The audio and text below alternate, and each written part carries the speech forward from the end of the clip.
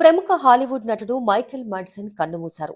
Quentin Tarantino చిత్రాలైన Reservoir Dogs, Kill Bill వంటి సినిమాల ద్వారా ప్రపంచ వ్యాప్తంగా అభిమానులను సంపాదించిన నటుడు మాడ్సన్ కాలిఫోర్నియాలోని మాలిబులోని తన నివాసంలో మృతి చెందారు. గుండెపోటు మరణానికి కారణంగా తెలుస్తోంది. Sin City, Die Another Day, Donnie Brasco, Free Willy, The Doors, War Games, The Hateful Eight, Once Upon a Time in Hollywood వంటి అనేక సూపర్ హిట్ చిత్రాలలో నటించారు మాడ్సన్. 2024లో విడుదలైన మార్క్స్ డాగన్ అనే చిత్రంలో చివరగా కనిపించారు. అనుష్క శెట్టి హీరోయిన్ గా నటించిన నిశ్శబ్దం అనే తెలుగు చిత్రంలో కూడా మాడ్సన్ నటించారు. ఈ చిత్రం 2020లో విడుదలైంది.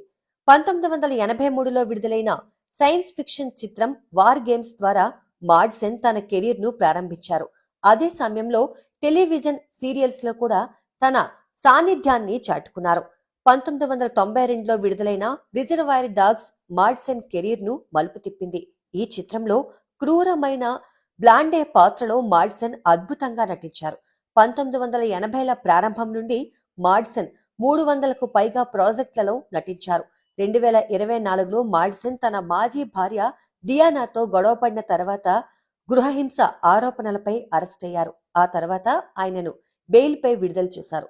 2 వివాహాలు చేసుకున్న మాడ్సన్ కు 5గురు సంతానం.